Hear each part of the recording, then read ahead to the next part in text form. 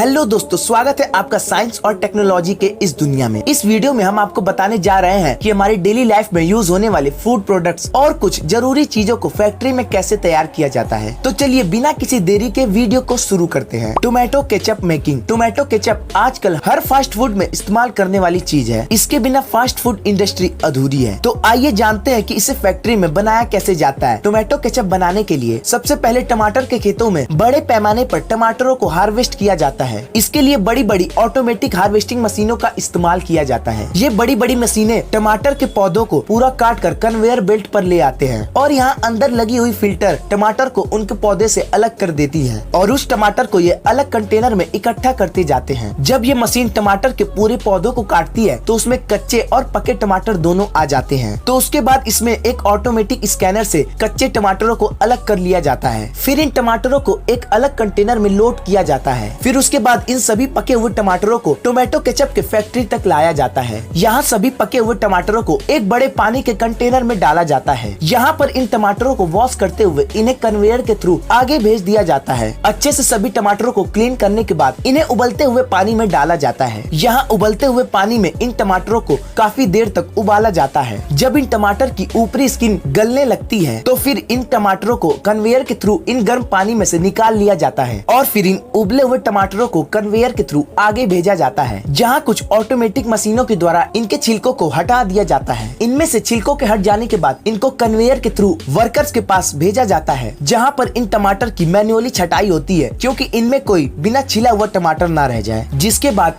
इन सभी टमाटरों को एक बार फिर से कन्वेयर पर डालकर आगे एक बड़ी मिक्सिंग मशीन में भेज दिया जाता है। यहाँ ये मशीनें इन टमाटर को क्रश करके इनका सॉस बनाती हैं और यहीं पर इनमें कुछ जरूरी इंग्रेडिएंट्स और प्रिजर्वेटिव चीजें मिला दी जाती हैं, जो कि इसके टेस्ट के साथ इसकी लाइफ को भी बढ़ा देती है। Next, sugar making process. Sugar बनाने के लिए सबसे पहले खेतों में से गन्ने को काटा जाता है और फिर इन्हें ट्रकों में लोड करके शुगर मिल तक लाया जाता है। फिर इन गन्नों को एक कटिंग मशीन के नीचे रखा जाता है, जहाँ पे इन गन्नों को छोटे छोटे टुकड़ों में काट दिया जाता है। फिर इन टुकड़ों को पानी के कंटेनर में डालकर धोया जाता है। अच्छी तरीके से धोने के बाद इन गन्नों को एक क्रशिंग मशीन से गुजारा जाता है। यहाँ ये मशीन इन गन्नों को क्रश करते हुए छोटे छोटे टुकड़ों में बदल देती है, जिसके बाद आप देख सकते हैं कि ये गन्ना बिल्कुल छोटे छोटे रेशों में कन्वर्ट हो जाता है। फिर इस गन्ने को कन्वेयर के थ्रू जूस निकालने वाली मशीन तक ले जाया जाता है। यहाँ पर इन गन्नों को मल्टीपल रोलर्स के बीच से गुजारा जाता है, जहाँ पर अच्छे से इनका पूरा जूस निकाल लिया जाता है। अब इन गन्ने के जूस को एक अलग कंटेनर में इकट्ठा कर लिया जाता है। फिर इन गन्ने के जूस में सल्फर डाइऑक्साइड मिलाया जाता है। इसी केमिकल की वजह से चीनी के दाने क्रिस्टल के फॉर्म में आते हैं। इसके बाद इसमें लाइम पाउडर मिलाया जाता है। लाइम पाउडर मिलाने के बाद इस जूस को कुछ घंटों के लिए ऐसे ही छोड़ दिया जाता है। ये लाइम पाउडर गन्ने के जूस में मौजूद इम्प्योरिटी को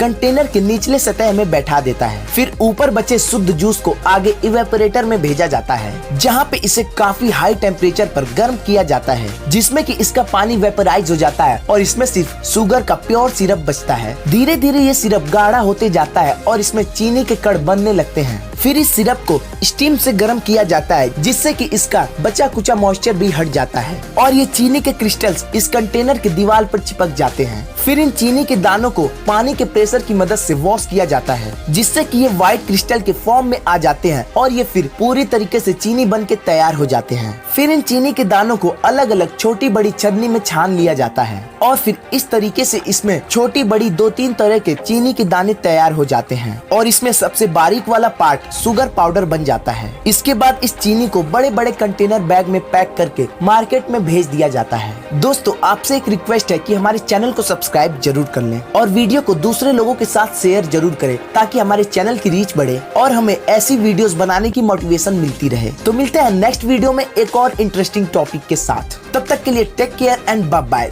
thanks for watching this video.